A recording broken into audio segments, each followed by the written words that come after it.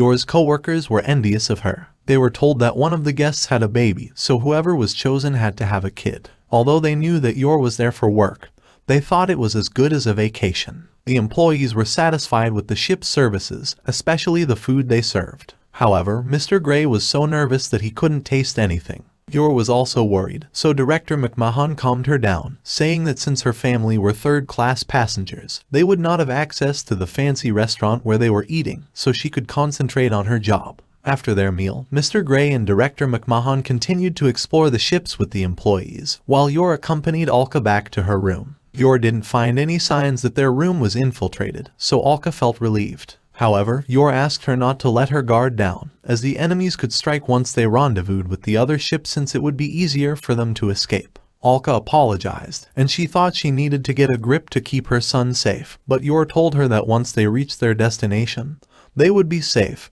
and she would be free to play with her son outside. Alka was confused. She thought Yor really didn't seem like someone from the underworld, and she also asked their plan after helping on their escape. Yor explained that they would remain on standby and smooth things over once Alka left the ship.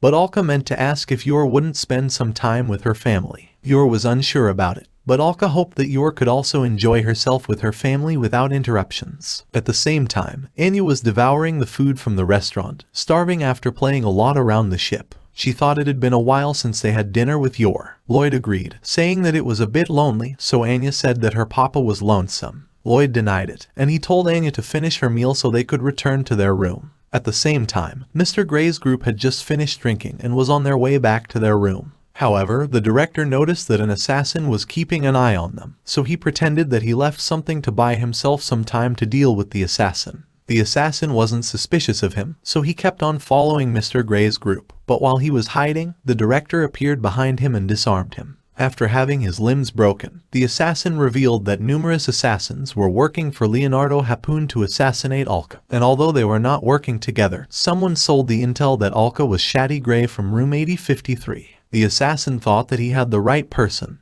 but the director finished him off and threw him to the sea after he spilled everything. Afterwards, Director McMahon dragged Mr. Gray with him and told him about the assassins that were after them. He also asked Mr. Gray if he had made any contact outside. Mr. Gray denied it, but he remembered that 3 days prior, he made a phone call to his parents to say his goodbyes. Director McMahon was enraged, but he switched his focus to their predicament. He was certain that the assassins wouldn't wait any longer to attack. At the same time, Alka and Yor were planning to get changed when they heard a knock on the door. Yor thought it was the director, but she sighed in relief when she saw that it was just room service. However, Alka said that she didn't order any, so Yor immediately pushed Alka to the bed to dodge the assassin's gunfire. Because of Graham's crying, the assassin knew that they were still alive, so he planned to enter the room to finish them off. However, the director arrived and attacked him with some darts. The assassin switched his attention to the director and Mr. Gray, but before he could fire his gun, Yor's dagger pierced through the door and his head,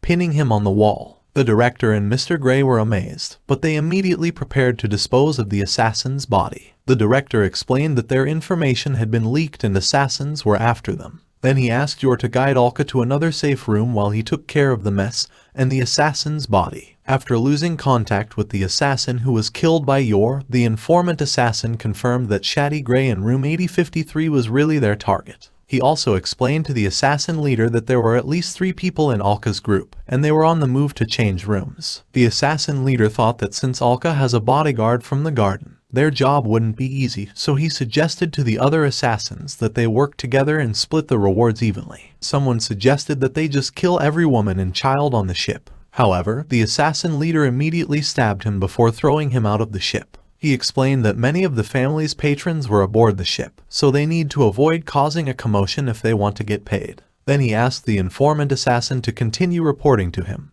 but he refuted that it wouldn't stop him from selling the information to everyone else. Mr. Gray was worried that their masks would just draw more attention, but Yor explained that there's a masquerade taking place, and she asked them to never remove it and listen to her without turning around. Yor was aware that someone was following them, but she was glad when they safely arrived at the lounge. However, she immediately sensed the bloodlust, and she felt troubled that she couldn't kill the assassins as it would cause a commotion and could be a reason for the ship to turn back. Mr. Gray was worried, but Yor took one of the buttons in his suit and immediately looked for the source of bloodlust. The assassin thought that his location was still safe, and he took out a poison needle. However, when he turned around, Yor immediately noticed that he was an assassin, and he was hit by a button on his chin, knocking him unconscious. Yor sighed in relief, but Mr. Grey had no idea what happened, and he even asked to get his button back, while the other assassin couldn't understand what happened to his comrade. But he told another assassin named Andre that their targets were heading into the lounge. Andre waited in the crowd to catch Alka off guard. However, Yor caught his hands. She pretended that he was asking her for a dance, but she broke Andre's arms before knocking him unconscious. After dealing with Andre, Yor urged Alka and Mr. Grey to hurry downstairs, as once they go through the promenade, they will be in the second-class area. Meanwhile, on the shopping promenade on the 4th deck, Anya was asking Lloyd to buy the bone keychain for her. However, Lloyd thought she didn't need it, and he refused to buy it despite her tantrums. Lloyd noticed the wiretaps spread all over the ship. He thought it was because countless members of the ruling class and celebrities were aboard, but aside from them, he also noticed the suspicious-looking individuals. He thought it was best to stay quiet and avoid them, but Anya, who was rolling on the ground, was already attracting so much attention. People around them thought Anya was cute and he should buy the keychain for her, so Lloyd was troubled. He wondered if he would be arrested for being suspicious by not buying the keychain for Anya. He didn't know what a normal parent would do. Anya felt bad after reading his mind, so she decided that she didn't want the keychain anymore. At the same time, she noticed that an assassin named Sickle and Chain Barnaby was planning to kill his target. He didn't care about causing a commotion, and was determined to get the bounty all for himself. Anya had no idea who he was, but she realized that he was planning to attack her mother. Anya thought Yor would win, but she also thought that Lloyd would divorce Yor if he found out that she was an assassin, and that she would be abandoned afterwards. At the same time, Lloyd decided to buy the skeleton keychain for Anya. He thought it would be what a good father would do. However, Anya said that she doesn't care about the stupid thing, and she told him not to come over. Anya thought that everything would be over if Lloyd witnessed Yor fighting with another assassin. She thought she had to do something since she was the one who insisted on going. Lloyd couldn't tell Anya's emotion based on her facial expression, but he concluded that she was hurt after he refused to buy the skeleton keychains. He also thought Anya had tremendous darkness deep in her heart, and that was why Sylvia tasked him with bringing Anya on a family vacation. Lloyd was determined to see through his mission, while Anya thought that he was always off the mark. At the same time, a saleswoman offered Lloyd matching outfits for father and child. Lloyd refused, but Anya told her that if he was having fun on their vacation, he would buy the souvenirs that he thought were useless. Anya managed to trick him into trying all the clothes inside the establishment. She thought she was successful at buying Yor some time to deal with the assassin. Although Lloyd could change clothes in an instant, he was having trouble choosing the best outfit that would show that he was really having fun. He still hadn't realized that Anya had tricked him. At the same time, Sickle and Chain Barnaby crossed paths with Yor. Anya was confused that they hadn't fought each other, but Barnaby suddenly hurled his chain sickle at Yor. Barnaby was surprised that Yor managed to dodge while protecting Alka, but Yor thought that he was strong since she couldn't sense his bloodlust until the last second.